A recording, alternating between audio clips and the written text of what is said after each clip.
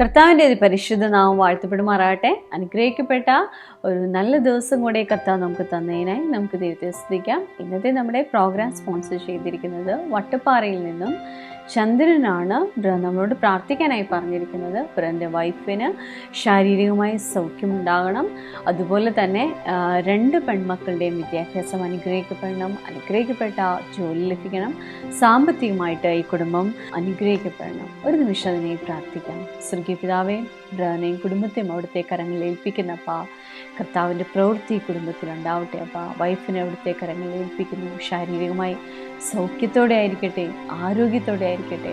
കർത്താവെ, 2 മക്കളെയും അവിടുത്തെ കരങ്ങളിൽ ഏൽപ്പിക്കുന്നു. അവരുടെ ഭാവിയും ജീവിതവും ഒക്കെ അനുഗ്രഹിക്കപ്പെടട്ടെ, വിദ്യാഭ്യാസം അനുഗ്രഹിക്കപ്പെടട്ടെ, അനുഗ്രഹിക്കപ്പെട്ട് ജോലി ഉണ്ടാവട്ടെ അപ്പാ. അവിടുത്തെ നന്മകൾ കൊണ്ട് നിറച്ചാട്ടെ. Thank you Jesus. കർത്താവെ, ഇവർ സാമ്പത്തികമായി അനുഗ്രഹിക്കപ്പെടട്ടെ, എല്ലാ വിധത്തിലും ഉയർച്ച അനുഭവിക്കട്ടെ അപ്പാ. കർത്താവെ, അവിടുത്തെ പ്രവൃത്തിക്കായി നന്ദി പറയുന്നു, അവിടുത്തെ കൃപയ്ക്കായി നന്ദി പറയുന്നു.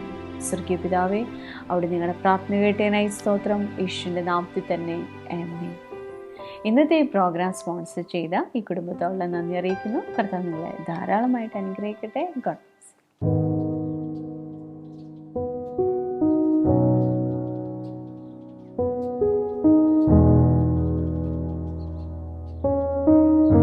സൗരങ്ങളെ തുടർന്ന് നമ്മൾ അല്പനേരം ദൈവത്തിൻ്റെ വചനം ചിന്തിക്കുക. ഇന്ന് ഞാൻ ചിന്തിക്കുന്നത്, കഴിഞ്ഞ ദിവസങ്ങളിൽ ദൈവവചനത്തിൽ നമുക്ക് മനസ്സിലായി വചനം ഒരു വ്യക്തിയുടെ അകത്ത് എത്രയധികം പ്രവർത്തിക്കുന്നുവോ അത്രയധികം ആ വ്യക്തിയുടെ ലൈഫ് പൂർണ്ണമായും ടോട്ടലായും ഒരു ചേഞ്ചിലേക്ക് വരുവാനിടയാകും. സോ നമുക്ക് ആ മെസ്സേജിലേക്ക് പോകാം. നിശ്ചയമായും നിങ്ങൾക്കിത് അനുഗ്രഹമായിരിക്കും. ഭയം ഒരു മനുഷ്യൻ്റെ ലൈഫിലേക്ക് വന്നാൽ വേദപുസ്തകം പറയുന്നത്, യോഹന്നാന്റെ ലേഖനം 4:18 പറയുന്നത്, ഭയം മനുഷ്യൻ്റെ അകത്തേക്ക് വന്നാൽ അത് പീഡിപ്പിക്കാൻ തുടങ്ങും. ഭയത്തിനകത്ത് എന്തോ ഉണ്ട്? ദണ്ഡനമുണ്ട്. ഭയം എന്ത് കൊണ്ടുവരും? ദണ്ഡനത്തെ കൊണ്ടുവരും. എന്ന് പറഞ്ഞാൽ നമ്മുടെ അകത്ത് പീഡിപ്പിക്കാനായി തുടങ്ങും. ഞാൻ നിങ്ങളോട് ചോദിക്കട്ടെ, ഞാൻ ഇന്ന് ഭയത്തിൽ നിന്ന് വിടുവിക്കണേ എന്ന് പ്രാർത്ഥിക്കാറില്ല. അതേപോലെ ഞാൻ പ്രാർത്ഥിക്കാത്തൊരു കാര്യമാണ് എന്നെ പാപത്തിൽ നിന്ന് വിടുവിക്കണേ എന്ന്. അതിൻ്റെ കാരണം എന്താ? റോമർ 6:6 പറയുന്നത്, ഇനി പാപത്തിന് അടിമപ്പെടാതെ വണ്ണം എൻ്റെ പാപശരീരത്തെ നീക്കം വരേണ്ടതിനെ ഇനി ഞാൻ എന്ത് ചെയ്യാൻ? വേദപുസ്തകം പറയുക, പാപത്തിന് അടിമപ്പെടാതെ വണ്ണം എൻ്റെ പാപശരീരത്തിന് നീക്കം വരേണ്ടതിനെ ഞാൻ അവനോട് കൂടെ കുഴിച്ചിടപ്പെട്ടു എന്ന വചനം പറയുന്നത്. ഒരു ഹല്ലേലൂയ പറഞ്ഞാട്ടെ. ഞാൻ എന്തുകൊണ്ടാണ് ഇനി പാപത്തിൽ നിന്ന് വിടുവിക്കണമെന്ന് പ്രാർത്ഥിക്കാത്തത്? കാരണം കാൽവറിയിലെ മരണം, യേശുവിൻ്റെ മരണം എന്നെ പാപത്തിൽ നിന്ന് മോചനം വരുത്തിയിരിക്കുകയാണ്. നിങ്ങൾ എൻ്റെ കൂടെ ഉണ്ടെങ്കിൽ ഒരു ഹല്ലേലൂയ പറഞ്ഞാട്ടെ. ഇനി പാപത്തിൽ നിന്ന് വിടുവിക്കണമെന്ന് നിലവിളിക്കേണ്ട കാര്യമില്ല. കാരണം പാപത്തിൽ നിന്ന് ദൈവം വിടുവിച്ചിരിക്കുകയാണ്. ശാപത്തിൽ നിന്ന് എന്നെ രക്ഷിക്കണമെന്ന് നിലവിളിക്കേണ്ട കാര്യമില്ല. ശാപത്തിൽ നിന്ന് എന്നെ ദൈവം വിടുവിച്ചിരിക്കുകയാണ്. അതുകൊണ്ടാണ് വെളിപ്പാട് 22 പറയുന്നത്, ഇനി ശാപം അവരുടെ മുകളിൽ ഇല്ല. ഒരു ഹല്ലേലൂയ പറഞ്ഞാട്ടെ. കരമുയർത്തി ഹല്ലേലൂയ പറഞ്ഞാട്ടെ. എന്നാൽ പലപ്പോഴും വിശ്വാസികളായ നമ്മുടെ അകത്ത് ദൈവം പാപത്തിൽ നിന്ന് രക്ഷിച്ചു എന്നറിയാം, ശാപത്തിൽ നിന്ന് രക്ഷിച്ചു എന്നറിയാം. പക്ഷേ ഭയത്തിൽ നിന്ന് എന്നെ പൂർണ്ണമായി രക്ഷിച്ചോ എന്ന് ചോദിച്ചാൽ നമ്മുടെ അകത്തിൻ്റെ അകത്ത് നമുക്കറിയത്തില്ല. യേശു നമ്മളെ ഭയത്തിൽ നിന്ന് രക്ഷിച്ചു. പരിപൂർണമായും എന്നെ ഭയത്തിൽ നിന്ന് രക്ഷിച്ചു. ഒരു ഹല്ലേലൂയ പറയാം. ഒരു വാക്യം നമുക്ക് വായിക്കാം. എബ്രായ ലേഖനം അതിൻ്റെ 22 അതിൻ്റെ 14 ഞാൻ ആ വാക്യം വായിക്കുകയാണ്. മക്കൾ ജഡരക്തങ്ങളോട് കൂടിയവർ ആകൊണ്ട് അവനും അവരെ പോലെ ജഡരക്തങ്ങളോട് കൂടിയവനായി മരണത്തിൻ്റെ അധികാരിയായി പിശാചിനെ തൻ്റെ മരണത്താൽ നീക്കി. ഇനി എന്നോടൊപ്പം നിങ്ങളെല്ലാവരും ഒന്ന് വായിച്ചാട്ടെ. ജീവപര്യന്തം മരണഭീതിയിൽ ആയിരുന്നവരൊക്കെയും വിടുവിച്ചു. മരണത്തിൻ്റെ ഭയത്തിലായിരുന്നവരൊക്കെയും യേശു വിടുവിച്ചു. വിടുവിക്കും എന്നല്ല, വിടുവിച്ചു എന്ന് എഴുതിയിരിക്കുന്നത്. അടുത്തിരിക്കുന്ന ആളെ കൈ കൊടുത്തിട്ട് പറഞ്ഞേ, വിടുവിക്കും എന്നല്ല, വിടുവിച്ചു എന്നാണ് എഴുതിയിരിക്കുന്നത്. എന്ന് പറഞ്ഞാൽ അർത്ഥം എന്താ? അത് പാസ്റ്റ് ടെൻസ് ആണ്. സംഭവിച്ചു. എന്ന് സംഭവിച്ചു? കാൽവറിയിൽ 2018 കൊല്ലങ്ങൾക്ക് മുമ്പ് യേശു എനിക്ക് വേണ്ടി മരിച്ചപ്പോൾ അന്ന് സംഭവിച്ച കാര്യമാണ്. പാപത്തിൽ നിന്ന്, ശാപത്തിൽ നിന്ന്, കഴിഞ്ഞില്ല ഭയത്തിൽ നിന്ന് യേശു എന്നെ വിടുവിച്ചു. പൗലോസ് കൊളോസി ലേഖനം എഴുതുമ്പോൾ പറഞ്ഞത്, പിശാചിൻ്റെ അധികാരത്തിൽ നിന്ന് എന്നെ വിടുവിച്ചിട്ട് സ്നേഹസ്വരൂപനായ പുത്രൻ്റെ രാജ്യത്തിൽ എന്നെ ആക്കി വെച്ചിരിക്കുകയാണ്. ഹല്ലേലൂയ. പിശാചിൻ്റെ അധികാരത്തിൽ നിന്ന് വിടുവിച്ചു, എന്നെ ഭയത്തിൽ നിന്ന് വിടുവിച്ചു. ഇനി ഞാൻ ആരുടെ കീഴിലല്ല, ഭയത്തിനകത്തല്ല. ഭയം കൊണ്ടുവരുന്ന ആരാ? പിശാചാണ്. ആ പിശാചിൻ്റെ അകത്തല്ല ഞാൻ ഇരിക്കുന്നത്, പകരം ഞാൻ ഭയത്തിൽ നിന്ന് പുറത്തു വന്നിരിക്കുകയാണ്. എൻ്റെ കൂടെ ഉണ്ടെങ്കിൽ ഒരു ഹല്ലേലൂയ പറഞ്ഞാട്ടെ, ശബ്ദയോർത്തിന് ഹല്ലേലൂയ പറഞ്ഞാട്ടെ. കർത്താവ്, ഞാൻ നിങ്ങളോടൊരു വാചകം പറഞ്ഞാൽ നിങ്ങൾക്കത് ഏറെ അനുഗ്രഹമായിരിക്കും ഞാൻ വിചാരിക്കുന്നത്. യേശുവിൻ്റെ സാമീപ്യം പോലും, ആ സാമീപ്യത്തെക്കുറിച്ചുള്ള അറിവ് പോലും നിങ്ങളെ ഭയത്തിൽ നിന്ന് പുറത്തു കൊണ്ടുവരും. ഒരു ആമേൻ പറഞ്ഞാട്ടെ. എന്താ ഞാൻ പറഞ്ഞേ? യേശുവിൻ്റെ സാമീപ്യം. എല്ലാവരും പറഞ്ഞേ എന്താണ്? ഓ, ഇറ്റ് ഈസ് സോ വണ്ടർഫുൾ. കഴിഞ്ഞ ദിവസം ആരോ ഒരാൾ എന്നോട് സംസാരിക്കുമ്പോൾ എന്നോട് പറയുമായിരുന്നു, ബ്രദറെ എനിക്ക് വേണ്ടി പ്രാർത്ഥിക്കണേ. ഞാൻ ചോദിച്ചു എന്തിനു വേണ്ടിയാ? എനിക്ക് സാമ്പത്തിക സ്ഥിതി വളരെ മോശമാണ് ബ്രദറെ, ടാർഗറ്റ് ഫിനിഷ് ആകുന്നില്ല, സാമ്പത്തിക പ്രശ്നം മാറുന്നില്ല. ഞാൻ അദ്ദേഹത്തോട് ചോദിച്ചു അതിനെന്താ ചെയ്തത്? ഞാൻ ബ്രദറെ ബൈബിൾ വായിക്കുന്നുണ്ട്, പ്രാർത്ഥിക്കുന്നുണ്ട് ബ്രദറെ, പക്ഷേ സാമ്പത്തിക പ്രശ്നം മാറുന്നില്ല. ഞാൻ അദ്ദേഹത്തെ നോക്കിയപ്പോൾ എനിക്ക് മനസ്സിലായത് അദ്ദേഹം ബൈബിൾ വായിക്കുന്നുണ്ട്, പ്രാർത്ഥിക്കുന്നുണ്ട്, പക്ഷേ ആ പ്രാർത്ഥനയും ബൈബിൾ വായനയും എനിക്ക് മനസ്സിലായത് റിലീജിയസ് ആയിട്ടാണ്, മതപരമായിട്ട്. എൻ്റെ അമ്മ എന്നെ വളർത്തിയത് മതപരമായിട്ട് എന്ന് പറഞ്ഞ് ഞാനൊരു യാക്കോബ സമുദായത്തിൽ വളർന്നയാളാണ്. അതുകൊണ്ട് രാവിലെ എഴുന്നേറ്റാൽ എഴുന്നേൽക്കുന്നതിനോടൊപ്പം അറിയാതെ പ്രാർത്ഥിക്കും. കാരണം വഴക്കും അടിയൊക്കെ കിട്ടി അതൊക്കെ ശീലമായിപ്പോയി. അങ്ങനെ ശീലമുള്ളവരെന്ന് കരമുയർത്തിക്കേ. അറിയാതെ എഴുന്നേറ്റ് ഓർമ്മ പ്രാർത്ഥിക്കുന്നവരെന്ന് കരമുയർത്തിക്കേ. ആരും ഇല്ല അങ്ങനെ ശീലമുള്ളവരെ. ഉള്ളവർക്കായി സ്തോത്രം. പ്രായമുള്ളവരെല്ലാവരും കൈപൊക്കി. ചെറുപ്പക്കാരെല്ലാം പറഞ്ഞു എല്ലാവരും കൈപൊക്കുന്നുണ്ടോയെന്ന്. എൻ്റെ പ്രശ്നമാണ് ഞാൻ പറഞ്ഞത്. രാത്രി കിടക്കുമ്പോൾ നമ്മൾ അറിയാതെ പ്രാർത്ഥിക്കും. അങ്ങനെ തോന്നിയിട്ടുള്ളവരെന്ന് കരമുയർത്തിക്കേ. ഓ, എല്ലാവരും കരമുയർത്തി. Thank God. കാരണം എന്താ? അത് റിലീജിയസാണ്, പഠിച്ചതാണ് നമ്മളങ്ങനെ ഒരു ശീലത്തിലാണ്. CSIയോ മർത്തോമയോ കത്തോലിക്കയോ യാക്കോബയോ മറ്റോ ക്രിസ്തീയ സമുദായത്തിലോ വളർന്നുള്ള ആളുകൾ, അവർക്കൊരു നല്ല ശീലമാണ് അത്. കിടക്കാൻ നേരത്തും എഴുന്നേൽക്കാൻ നേരത്തും അറിയാതെ പ്രാർത്ഥിച്ചു. ഞാൻ ആ വ്യക്തിയെ നോക്കിയപ്പോൾ എനിക്ക് മനസ്സിലായി ആ മനുഷ്യൻ പ്രാർത്ഥിക്കുന്നുണ്ട്, പക്ഷേ റിലീജിയസ് ആയിട്ടാണ്. ഞാൻ അദ്ദേഹത്തോട് ഇങ്ങനെ പറഞ്ഞു, ബ്രദറെ, റിലീജിയസ് ആയ പ്രാർത്ഥനയെക്കുറിച്ചല്ല ഞാൻ പറഞ്ഞേ, അവൻ്റെ സാന്നിധ്യം സന്തോഷത്തിൽ പരിപൂർണത കൊണ്ടുവരുന്നതാണ്. ഞാൻ അദ്ദേഹത്തോട് പറഞ്ഞു ആ റിലീജിയസ് ആയ പ്രാർത്ഥനയല്ല. സ്വർഗീയ പിതാവേ, ഈ നൽകിയ സമയത്തിനായി സ്തോത്രം, അപ്പുറത്തെ തോമാച്ചനും ഇപ്പുറത്തെ മത്തായിച്ചനും ചത്തു, ഞാൻ ജീവനോട് ഇരുന്നതിന് നന്ദി, ആ പ്രാർത്ഥനയല്ല ഞാൻ പറഞ്ഞേ. പകരം ആ കർത്താവുമായിട്ടുള്ള ഇൻറ്റിമസിയിൽ നിന്നുളവാകുന്ന ഒരു അല്ലെങ്കിൽ ദൈവസാന്നിധ്യത്തെ ഉളവാക്കുന്ന ഒരു പ്രയറുണ്ട്. ആ പ്രയർ നിങ്ങൾക്ക് എല്ലാ ദിവസവും ഉണ്ടോ? അദ്ദേഹം പറഞ്ഞു അതിനെനിക്ക് സമയം കിട്ടാറില്ല ബ്രദറെ, പ്രാർത്ഥിക്കും ഞാൻ. എന്നെ വേണ്ടും ഞാൻ പ്രാർത്ഥിക്കും, പക്ഷേ മറ്റേതിനൊക്കെ എന്ത് വേണം? ഒത്തിരി സമയം വേണം. എനിക്ക് തോന്നുന്നത് റിലീജിയസായി പ്രാർത്ഥിക്കാൻ സമയമെടുക്കണേക്കാൾ എളുപ്പമാണ് കർത്താവെ ആ സാന്നിധ്യത്തിലേക്ക് കയറാൻ. എനിക്ക് കുറച്ച് നേരം സ്വർഗീയ പിതാവേ എന്നൊക്കെ പറഞ്ഞ് സമയം എടുക്കണേക്കാൾ നല്ലത് ഹായ് ഡാഡി എന്ന് പറഞ്ഞ കർത്താവിൻ്റെ അടുക്ക ചെല്ലാൻ എന്നാ സുഖമുള്ള ഇടപാടാണെന്നറിയാമോ? ഒന്ന് കൈയടിച്ചു ആമേൻ പറഞ്ഞേ. ഞാൻ എൻ്റെ സ്വർഗീയ പിതാവിൻ്റെ അടുക്കൽ ചെല്ലുന്നത് ഹായ് മൈ ഡിയർ ഡാഡി എന്ന് പറഞ്ഞുകൊണ്ട്, അല്ലെങ്കിൽ എൻ്റെ പിതാവേ, എൻ്റെ അപ്പച്ച, എനിക്കിന്ന് രാത്രിയായി പോയി, കുറച്ച് ക്ഷീണമുണ്ട്, അതുകൊണ്ട് നേരത്തെ കിടക്കുക, ഇങ്ങനെ പറഞ്ഞ് കിടന്നുറങ്ങിയാലും റിലീജിയസായി ഞാൻ പ്രാർത്ഥിക്കത്തില്ല, കർത്താവിനോട് സംസാരിക്കത്തേ ഉള്ളൂ. Are you listening to me? ഞാൻ അടുത്ത വാചകം പറഞ്ഞു, ആ സാന്നിധ്യം നിങ്ങൾ അനുഭവിക്കാൻ തുടങ്ങിയാൽ, അദ്ദേഹം പറഞ്ഞു ബ്രദറെ ആ സാന്നിധ്യം അനുഭവിക്കാൻ തുടങ്ങിയാൽ, ഞാൻ പറഞ്ഞു ആ സാന്നിധ്യത്തിനകത്ത് സകലതും ഉണ്ട്. ഒരു ഹല്ലേലൂയ പറയാമോ? അദ്ദേഹം ചോദിച്ചു സകലതും ഉണ്ടെന്ന് പറഞ്ഞാൽ അർത്ഥം എന്താ? ഞാൻ അദ്ദേഹത്തോട് ഇങ്ങനെ എക്സ്പ്ലെയിൻ ചെയ്തത്, ഏദൻ തോട്ടം അത് ദൈവത്തിൻ്റെ സ്വർഗത്തിൻ്റെ ഒരു എന്താ പറയുക, ഒരു പതിപ്പായിരുന്നു അല്ലേ? ഏദൻ തോട്ടം എന്ന് പറയുന്ന അർത്ഥത്തിൽ എന്തായിരുന്നു? സ്വർഗത്തിനൊരു കുഞ്ഞു പതിപ്പായിരുന്നു. സ്വർഗത്തിലുള്ളതുപോലെ മുഴുവനായിരുന്നില്ല, എങ്കിലും സ്വർഗത്തെ കാണിക്കുന്നതായിരുന്നു ഏദൻ തോട്ടം. ഒരു ഹല്ലേലൂയ പറഞ്ഞാട്ട്. അതിനകത്ത് വേദപുസ്തകം പറയാ, ഏദൻ തോട്ടത്തിലൂടെ ഒരു നദി പോയിരുന്നു. ആ നദിയുടെ ഇരുകരയിലും സ്വർണവും വെള്ളിയും പൊന്നും, നിങ്ങൾ എൻ്റെ കൂടെ ഉണ്ടോ? മരതകവും മാണിക്യവും എന്ന് പറഞ്ഞാൽ നിങ്ങൾക്ക് വല്ലതും മനസ്സിലായോ? ദൈവത്തിൻ്റെ സാന്നിധ്യം ഇറങ്ങുന്നിടത്ത് സകല സമ്പത്തുമുണ്ട് എന്നാണ് എൻ്റെ അർത്ഥം എന്ന് പറയുന്നത്. Hallelujah.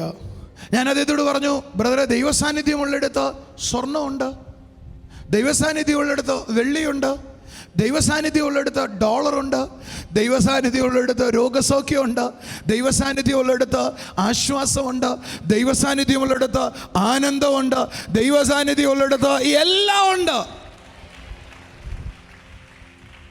In his presence, fullness of joy. അവൻ്റെ സാന്നിധ്യത്തിനകത്ത് ആ സന്തോഷത്തിൻ്റെ പരിപൂർണതയുണ്ട്. ഞാൻ അദ്ദേഹത്തോട് പറയുന്നതിൻ്റെ കൂട്ടത്തിൽ ഞാൻ ചിന്തിക്കുകയായിരുന്നു, വ്യക്തികളുടെ അകത്ത് ഇത് തന്നെയാണ് മനസ്സിലാകേണ്ടത്. ദൈവത്തിൻ്റെ സാന്നിധ്യം എവിടെയാണോ ചലിക്കാൻ തുടങ്ങുന്നത്, എൻ്റെ കൂടെ എത്തിയോ നിങ്ങൾ? ഒരു ആമേൻ പറഞ്ഞാട്ടെ. ആ സാന്നിധ്യം ചലിക്കാൻ, ആ ദൈവത്തെ നിങ്ങൾ എക്സ്പീരിയൻസ് ചെയ്യാൻ തുടങ്ങുന്ന നിമിഷം മുതൽ ഭയം നിങ്ങളെ സല്യൂട്ട് ചെയ്യാനായി തുടങ്ങും. കാരണം യേശു ഉണ്ടോ, ഇത് ഒരു വലിയ മിസ്റ്ററിയാ. അടുത്ത ആഴ്ച നമുക്ക് തൊടാൻ പറ്റുമെന്ന് നോക്കാം.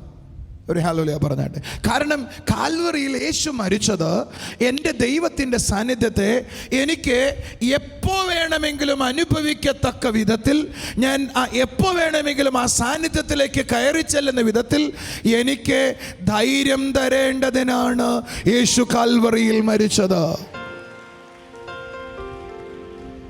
Wonderful Jesus. സോ ഞാൻ തിരിച്ചു വരാം. യേശുവിൻ്റെ സാമീപ്യം പോലും നിങ്ങൾക്ക് എന്ത് കൊണ്ടുവരും? ഭയത്തിൽ നിന്നുള്ള പരിപൂർണ വിടുതൽ കൊണ്ടുവരും. അടുത്തിരിക്കുന്ന ആളുടെ കൈ കൊടുത്തിട്ട് പറഞ്ഞേ, യേശുവിൻ്റെ സാമീപ്യം പോലും എന്ത് കൊണ്ടുവരും? ഭയത്തിൽ നിന്നുള്ള പരിപൂർണ വിടുതൽ കൊണ്ടുവരും. നമുക്കൊരു വാക്യം വായിച്ചാലോ?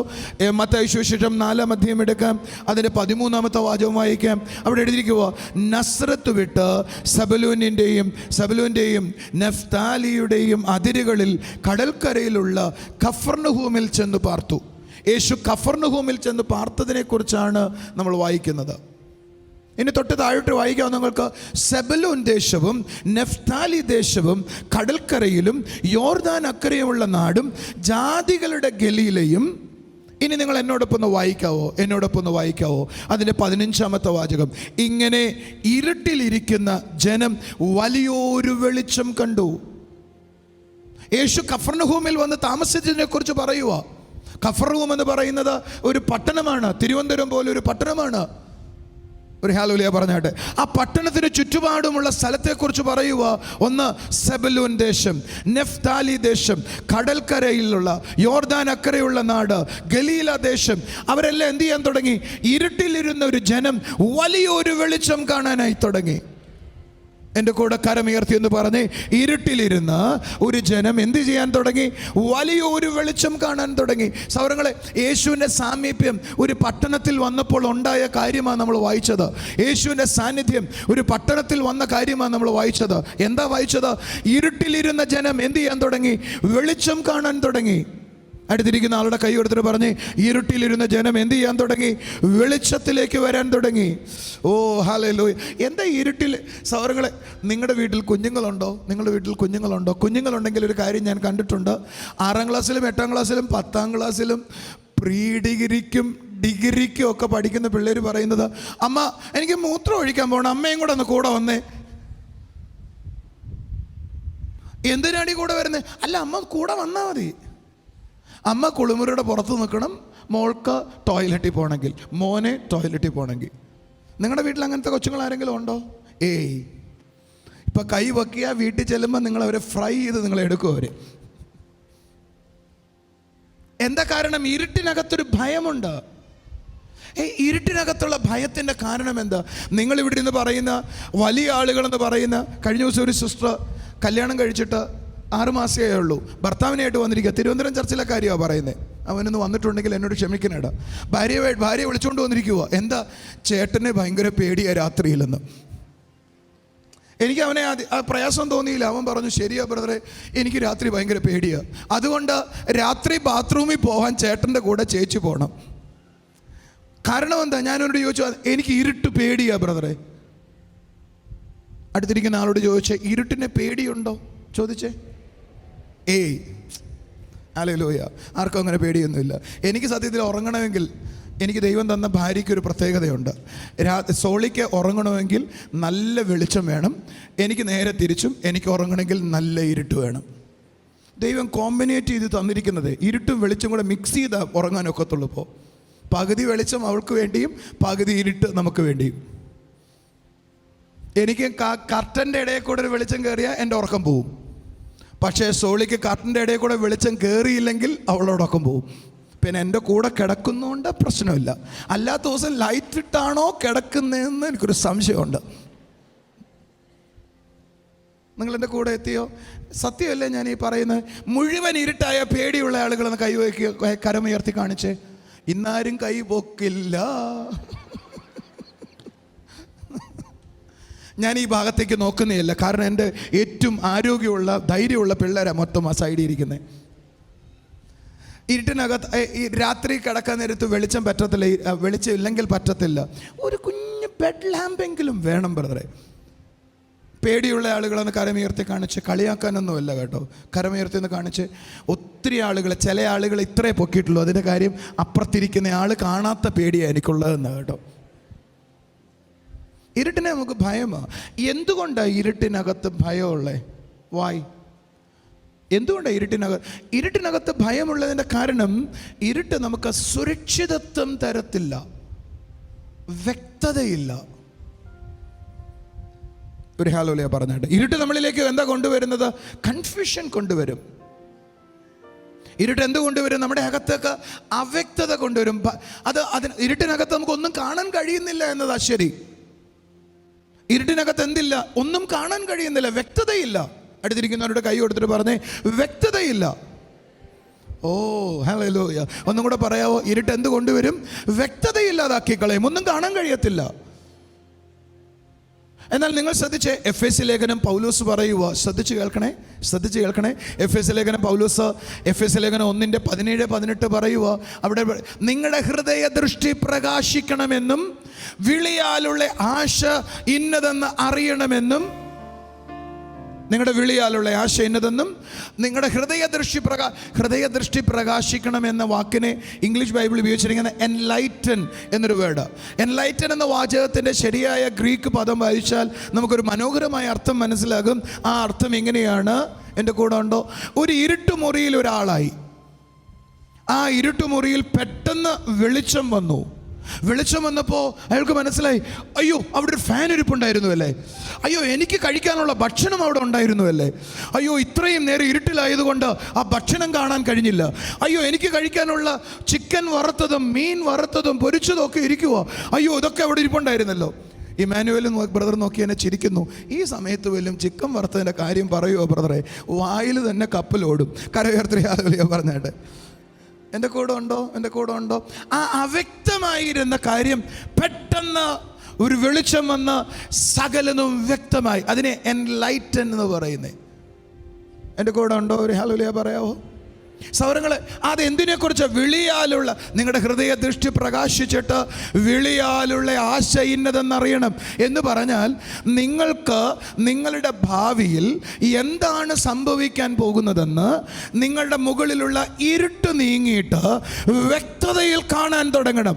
എപ്പോഴാണ് കാണാൻ തുടങ്ങുന്നത്? പൗലോസ് പറയുക, ക്രിസ്തു യേശുവിൻ്റെ പിതാവാം ദൈവത്തെയും തൻ്റെ പുത്രനെയും തിരിച്ചറിയുന്നതോടുകൂടെ നിങ്ങൾക്ക് ആ വെളിച്ചമുണ്ടാകാനായി തുടങ്ങും. സാറുകളെ, ഇന്നത്തെ മെസ്സേജ് നമ്മൾ കേട്ടു. അല്പനേരം ചില സാക്ഷ്യങ്ങൾ കാണാൻ പോവുക. അതിനുശേഷം നമുക്ക് ഒരുമിച്ച് പ്രാർത്ഥിക്കാം.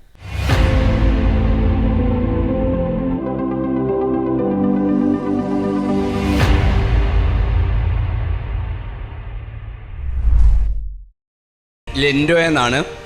തൊടുപുഴയിൽ നിന്ന് വരുന്നു. 2 വർഷമായിട്ട് വയറുവേദന ശക്തമായിട്ട് അസ്വസ്ഥപ്പെടുത്തിക്കൊണ്ടിരുന്നു. ഇതുകൊണ്ട് ഇരിക്കാനും കിടക്കാനും ഒന്നും വയ്യാത്ത അവസ്ഥയിൽ അത്രമാത്രം ഭാരത്തിലായിരുന്നു. ടോയ്ലറ്റിൽ പോകുമ്പോൾ ബ്ലീഡിങ് ഉണ്ടാകുമായിരുന്നു. കഴിഞ്ഞ മാർച്ച് മാസം കോട്ടയത്തെ മീറ്റിങ്ങിൽ വന്ന് സംബന്ധിച്ചു. ജോൺ ബ്രദർ സിസ്റ്ററിന് വേണ്ടി പ്രാർത്ഥിച്ചു. ആ നിമിഷം ബ്ലീഡിങ് നിൽക്കുകയും വയറുവേദന പൂർണ്ണമായി സൗഖ്യമാവുകയും ചെയ്തു എന്നാണ് സാക്ഷ്യപ്പെടുത്തുന്നത്. സിസ്റ്റർ ഒന്ന് പറയാമോ? 2 വർഷത്തിലേറെയുടെ വയറുവേദന ഉണ്ടായിരുന്നു. അപ്പോൾ ഡോക്ടേഴ്സിന് റീസൺ കണ്ടുപിടിക്കാൻ പറ്റിയില്ല. ഈ വയറുവേദനയുടെ റീസൺ ഡോക്ടർമാർക്ക് കണ്ടുപിടിക്കാൻ പറ്റിയില്ല.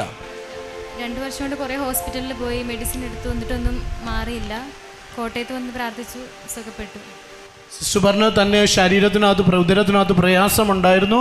അതിനെ നിമിത്തം ട്രീറ്റ്മെൻറ്റ് എടുത്തിട്ടും ഡോക്ടേഴ്സിന് ആ രോഗം എന്തെന്ന് കണ്ടുപിടിക്കാൻ പറ്റിയില്ല. തുടർന്ന് നമ്മുടെ കോട്ടയത്തെ മീറ്റിങ്ങിൽ ഈ സിസ്റ്റർ വന്ന് പങ്കെടുക്കുവാനിടയായി. ആ മീറ്റിങ്ങിൽ വെച്ചിട്ട് ബ്രദർ ഈ സിസ്റ്ററിന് വേണ്ടി പ്രാർത്ഥിച്ചു. ആ സമയത്ത് കർത്താവിൻ്റെ കരം ഈ സിസ്റ്ററെ തൊട്ടു. ഡോക്ടർമാർക്ക് കണ്ടുപിടിക്കാൻ പറ്റാത്ത രോഗത്തെ എൻ്റെ യേശുവിനെ സൗഖ്യമാക്കി. എൻ്റെ യേശു അതിനെ സൗഖ്യമാക്കി. നല്ല കർത്താവിനൊന്ന് കരങ്ങളെ ചേർത്തടിച്ചു നന്ദി പറഞ്ഞാട്ടെ. ബ്രദർ, ഈ സിസ്റ്ററിൻ്റെ പേര് ബിന്ദു, തൊടുപുഴയിൽ നിന്നാണ് വരുന്നത്. ഈ സിസ്റ്ററിന്റെ ചേച്ചിയുടെ മകൾ ജിൻഡുവിന് വേണ്ടി സാക്ഷ്യം പറയാനാ ചേച്ചിയുടെ മകൾക്ക് വേണ്ടി സാക്ഷ്യം പറയാനാണ് ഇവിടെ ആയിരിക്കുന്നത്. ചേച്ചിയുടെ മകൾക്ക് അപ്പൻഡിക്സിന്റെ രോഗത്താൽ ഭാരപ്പെടുകയായിരുന്നു. ചേച്ചി പറയുന്നത് അത് നിമിത്തം വയറുവേദന, ഛർദിലിനാൽ അതിനാൽ ഭാരപ്പെടുകയായിരുന്നു. ഡോക്ടർമാർ ഓപ്പറേഷൻ പറഞ്ഞതാണ്. എന്നാൽ കഴിഞ്ഞ മെയ് മാസം ചേച്ചി ഇവിടെ വന്ന് ഡെലിവറി മീറ്റിംഗ് കൂടി. അതിനുശേഷം ഡോക്ടർമാർ വീണ്ടും ട്രീറ്റ് ചെയ്തു. ഓപ്പറേഷൻ വേണ്ട, ഇപ്പൊ പരിപൂർണമായ സൗഖ്യത്തിലായിരിക്കുന്നു. സിസ്റ്റർ ഒന്ന് പറയാമോ? ഹോസ്പിറ്റലിൽ അഡ്മിറ്റ് ആയിരുന്ന സമയത്താണ് ഞാൻ വന്നത് ഇവിടെ. അപ്പം ഓപ്പറേഷൻ ഇല്ലാതെ തന്നെ സുഖപ്പെടും, ഞാൻ സാക്ഷ്യം പറഞ്ഞേക്കാമെന്ന് അവളോട് പറഞ്ഞിട്ടാണ് വന്നത്. എന്നിട്ട് ഞാനിവിടെ വന്നു കഴിഞ്ഞ് പ്രാർത്ഥിച്ച് കഴിഞ്ഞിട്ട് പിറ്റേ ദിവസം ഞാൻ വിളിച്ച് ചോദിച്ചപ്പോൾ പറഞ്ഞു ഓപ്പറേഷൻ വേണ്ട, അല്ലാതെ അങ്ങനെ ഒരു അസുഖമേ ഇല്ല. വേറെ 2 ഡോക്ടർമാരെ കോട്ടയത്തൊക്കെ കൊണ്ടുപോയി കാണിച്ചു അത് സാക്ഷ്യം പറയാൻ വേണ്ടി. അന്നേരം പറഞ്ഞു അങ്ങനെ ഒരു അസുഖമേ ഇല്ല, സുഖപ്പെട്ടെന്ന് പറഞ്ഞു. ഈ സിസ്റ്റർ പറഞ്ഞ തൻ്റെ സഹോദരിയുടെ മകൻ്റെ സൗഖ്യത്തിൻ്റെ സാക്ഷ്യമാണ്.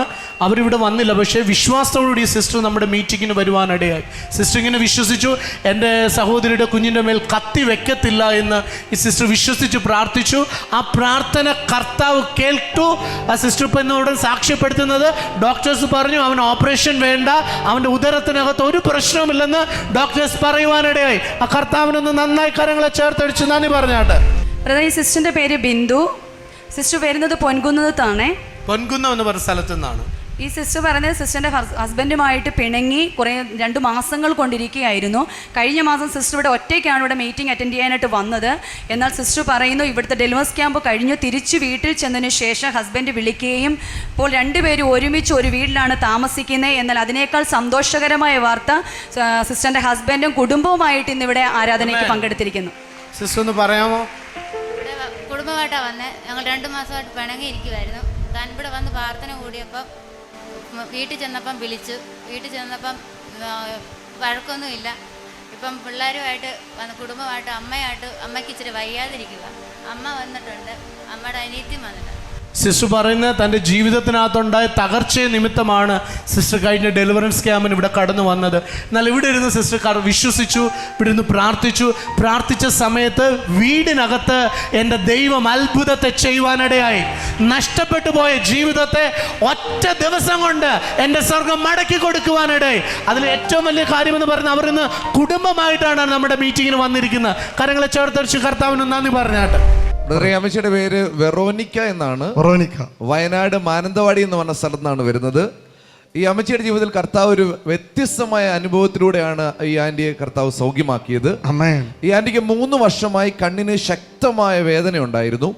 എന്നാൽ TV പ്രോഗ്രാം കണ്ടുകൊണ്ടിരുന്ന സമയത്ത് ഈ ആന്റിയോട് ബ്രദർ ഇങ്ങനൊരു ദൂത് പറഞ്ഞു TV-യിലൂടെ. ഒരു പുള്ളി ഉടുപ്പിട്ടിരിക്കുന്ന ഒരു അമ്മച്ചിയുടെ കണ്ണിന് വേദനയുണ്ട്, ഏകദേശം 3 വർഷത്തോളം വേദനിക്കുന്നു. ഈ അമ്മച്ചി ആ സമയത്ത് പറഞ്ഞു, അമ്മച്ചിയുടെ ശരീരത്തിൽ നോക്കിയപ്പോൾ അമ്മച്ചി ഒരു പുള്ളി ഉടുപ്പാണ് ഇട്ടേക്കുന്നത്. അത് മാത്രമല്ല 3 വർഷമായിട്ട് അമ്മച്ചിക്ക് വേദനയുണ്ട്. അമ്മച്ചി അത് വിശ്വാസത്തോടെ ഏറ്റെടുത്തു. അത്ഭുതം എന്ന് പറയട്ടെ, 3 വർഷമായിട്ടുണ്ടായിരുന്ന കണ്ണിന്റെ വേദന ആ സ്പോട്ടിൽ പൂർണ്ണമായി ഇതും TV പ്രോഗ്രാം കണ്ടപ്പോൾ ജോൺ ബ്രദർ ദൂത് പറഞ്ഞു, ഏറ്റെടുത്തു, സൗഖ്യം പ്രാപിച്ചു. വലിയ പ്രയാസമായിരുന്നു അല്ലേ? എനിക്കിങ്ങനെ സൂചിക്ക് കുത്തും പോലെയുള്ള വേദനയായിരുന്നു. അപ്പോൾ പാസ്റ്റർ, ഞാൻ ആദ്യമായിട്ടാണ് 2016 ഈ TV പ്രോഗ്രാം കാണും. 2016 TV കണ്ടപ്പോഴാണ്. അപ്പോൾ ഞാനിങ്ങനെ സങ്കടപ്പെട്ട്, ഭർത്താവ് മരിച്ചുപോയി, പിന്നെ മോനും മദ്യപാനവും വലിയൊക്കെ ഉണ്ട്. അതിൻ്റെ സങ്കടത്തിൽ ഇങ്ങനെ ഇരിക്കുമ്പോൾ കണ്ണിൻ്റെ വേദന, കണ്ണിന് ശക്തമായ പ്രയാസമായിരുന്നു. അപ്പോൾ ഞാൻ വിചാരിച്ചു, ഭർത്താവേ ഇതെങ്ങനെ ആരാ മാറ്റി തരുന്നതെന്ന്. അപ്പോഴാണ് പാസ്റ്റർ പറയുന്നത്. അപ്പോൾ ഞാൻ വിചാരിച്ചു എൻ്റെ കണ്ണിനും ഉണ്ടല്ലോ ഇങ്ങനെയെന്ന് ഓർത്ത് ഞാനും കൈവച്ച് പ്രാർത്ഥിച്ചിട്ട് കഴിഞ്ഞപ്പോൾ കൈകളടിച്ച് കർത്താവിനെ സ്തുതിച്ച്. ഒത്തിരി സമയം കഴിഞ്ഞിട്ടല്ല മാറിയത്. അമ്മച്ചി പറഞ്ഞ് കേട്ടോ, കൈവച്ച് പ്രാർത്ഥിച്ചു. ഇച്ചിരി സമയം കഴിഞ്ഞപ്പോൾ 3 വർഷമായിട്ടുള്ള ലോകത്തിനെ സൗഖ്യമാക്കാൻ പറ്റാത്ത പ്രശ്നം തൻ്റെ അമ്മയിൽ നിന്ന് വിട്ടുപോയി. സന്തോഷമുള്ള 2 കരങ്ങൾ മടിച്ച് കർത്താവിനെ സ്തുതിച്ച്. പ്രിയ കർത്താവെ, ഞങ്ങൾ ഒരുമിച്ച് പ്രാർത്ഥിക്കുന്നു. ഇന്ന് എന്നെ കാണുന്ന ഓരോ കുടുംബങ്ങൾക്കുമായി പ്രാർത്ഥിക്കുന്നു. പ്രത്യേകിച്ച് ആസ്മയുള്ള ആളുകൾ, പ്രത്യേകിച്ച് ലങ്സിന് പ്രശ്നമുള്ള ആളുകൾ യേശുവിൻ നാമത്തിൽ പരിപൂർണ സൗഖ്യത്തിലേക്ക് വരട്ടെ അപ്പ. Thank you holy spirit. പ്രത്യേകിച്ച് ആസ്മയുള്ള ആളുകൾ പൂർണ്ണ സൗഖ്യത്തിലേക്ക് കർത്താവ് വരട്ടെ. ഇന്ന് എന്നെ കണ്ടുകൊണ്ടിരിക്കുന്ന മരിച്ചാൽ മതി എന്ന് ചിന്തിച്ചിരിക്കുന്ന ചില കുടുംബങ്ങളുണ്ട്. കർത്താവെ, ആ കുടുംബങ്ങളിലെ മേൽ ദൈവ പ്രവൃത്തി ഉണ്ടാകട്ടെ. Hallelujah, praise God, hallelujah. മാത്രമല്ല കർത്താവെ, മൈഗ്രെയിനാൽ ഭാരപ്പെട്ടിരിക്കുന്ന ചില കുടുംബങ്ങളുണ്ട്. കർത്താവെ, പൂർണ്ണ സൗഖ്യത്തിലേക്ക് ആ വ്യക്തികൾ കടന്നു വരട്ടെ. അപ്പോൾ അങ്ങയുടെ അത്ഭുത സാന്നിധ്യം ഇപ്പോൾ തന്നെ അതിൻ്റെ മേൽ പരിവർത്തിക്കട്ടെ. നട്ടലിന് കർത്താവ് ക്യാൻസർ വന്നിട്ട് വളരെ ഭാരത്തോടിരിക്കുന്നൊരു കുടുംബം എനിക്ക് കാണാം. യേശുവിൻ്റെ അത്ഭുതകരം ആ കുടുംബത്തിന് മേൽ പ്രവർത്തിച്ചാട്ടെ. അപ്പോൾ സൂപ്പർ നാച്ചുറലായ ഒരു വിടുതൽ ആ വീട്ടിലുണ്ടാകട്ടെ. കർത്താവിനെ കണ്ടുകൊണ്ടിരിക്കുന്ന ഓരോ കുടുംബങ്ങൾക്കായി പ്രാർത്ഥിക്കുന്നു. അവിടുത്തെ അത്ഭുതകരം പ്രവർത്തിച്ചാട്ടെ. യേശുവിൻ നാമത്തിൽ സ്വർഗീയ പിതാവേ, ആമേൻ. കർത്താവ് നിങ്ങളെ ഏവരെയും അനുഗ്രഹിക്കട്ടെ. In Jesus name, amen. നാളെ രാത്രി കാണുവോളം കർത്താവിൻ്റെ ചെറുകിൽ ദൈവം നിങ്ങളെ മറക്കട്ടെ. Bless you in Jesus name, amen.